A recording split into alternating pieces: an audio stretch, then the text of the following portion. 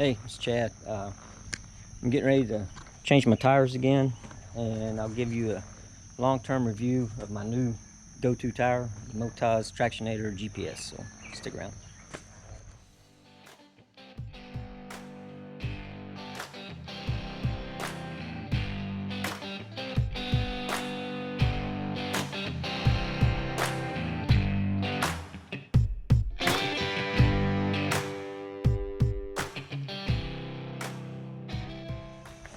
Alright, I've already done videos on how I changed the tires.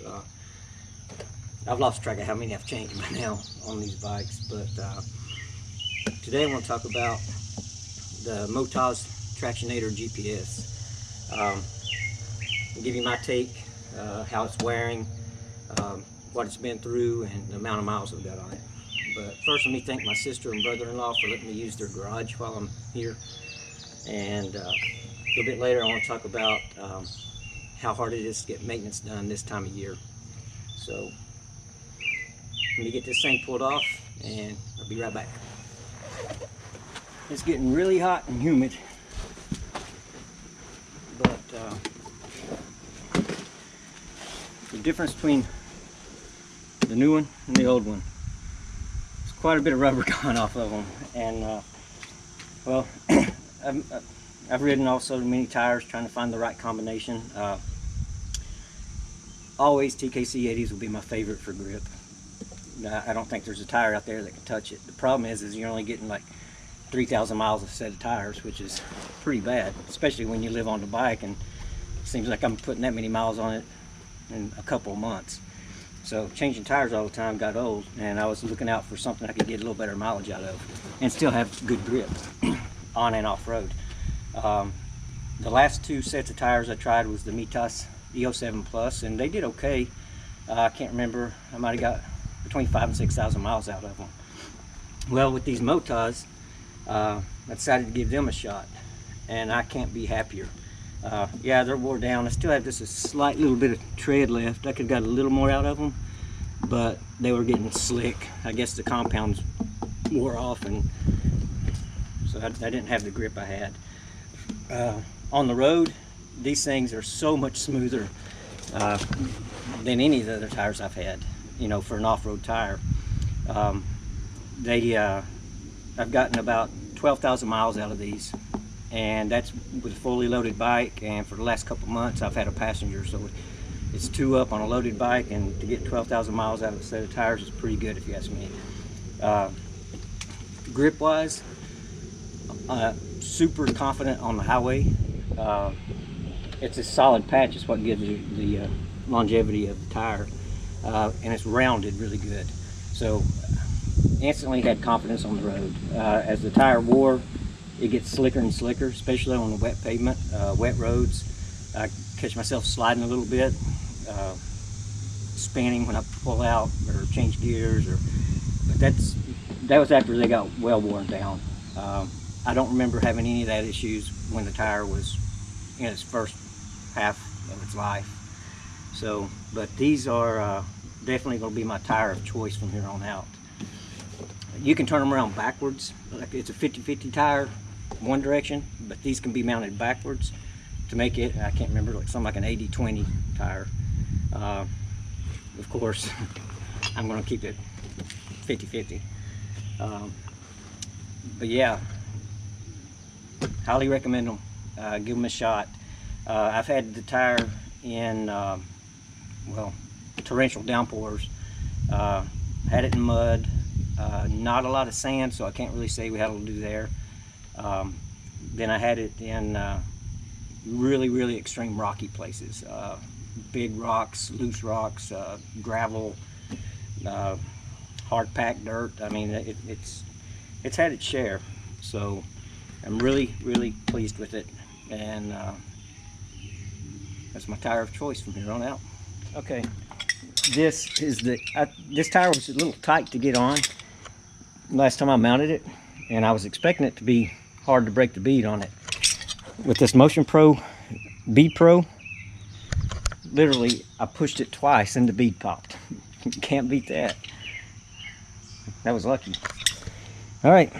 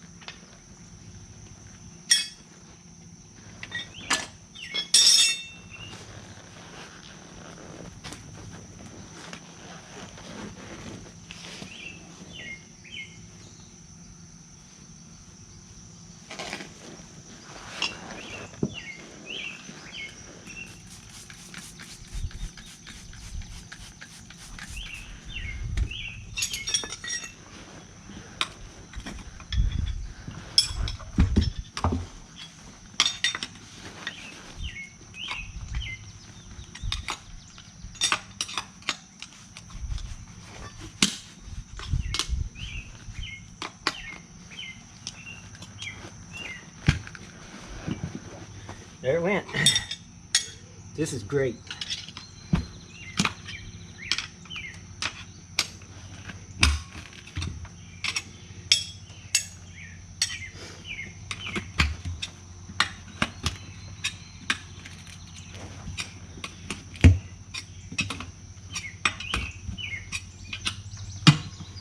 I think absolutely great.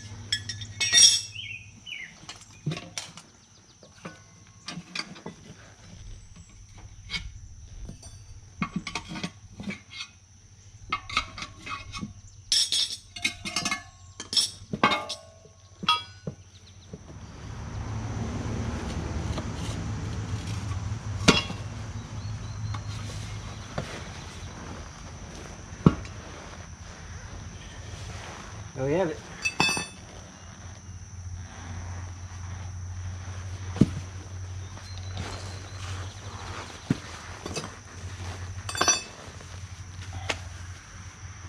And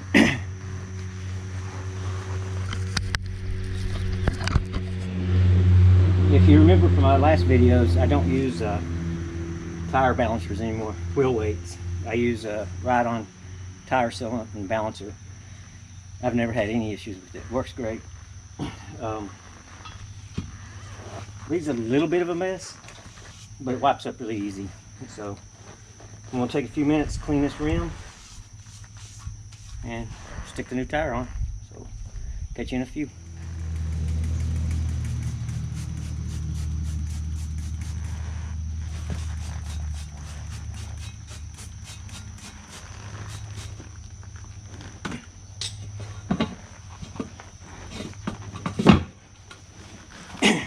Right. Something else I want to talk to you about really quick was maintenance. Sorry. I was up in West Virginia, I don't know, 3 or 4 weeks ago, and my bike was getting close to 36,000 mile service. I don't carry the tools around with me to do that kind of a job, so plus I didn't want to do it because of warranty purposes. So I started in West Virginia, working my way south, hitting every BMW dealership I could find. And I never thought about it because back in the winter or the fall of last year when I left on this trip, there wasn't many people out riding. You know, it's too cold, it's winter, and it was easy to get the bike in. This time it was packed, you know, so I'd go to a dealership and they'd tell me it's a 2 or 3 week wait period, and you can't do that when you live on the road, you know. You don't have a home, you know, unless I could pitch a tent in the BMW parking lot for 3 weeks. So I started in West Virginia, and I worked my way all the way down to South Florida, thinking, you know, Daytona, that's always a bike place, I could get it in. And same thing, big long waiting periods. And then a lot of them were saying that their help was quitting, you know, they didn't have enough techs. So it was a struggle.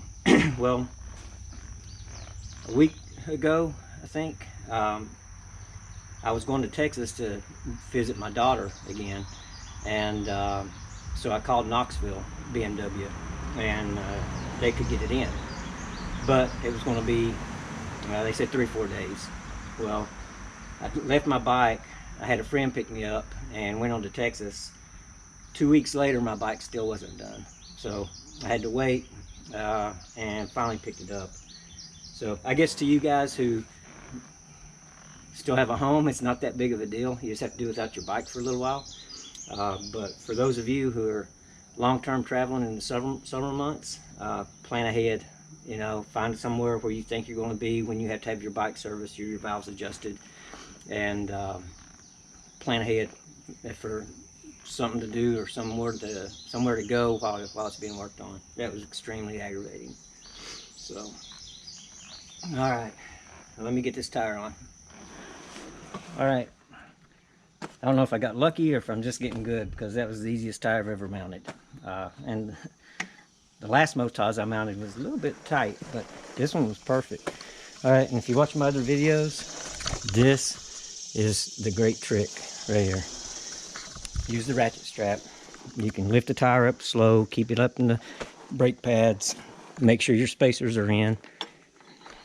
Super easy. So I'm gonna jack it up.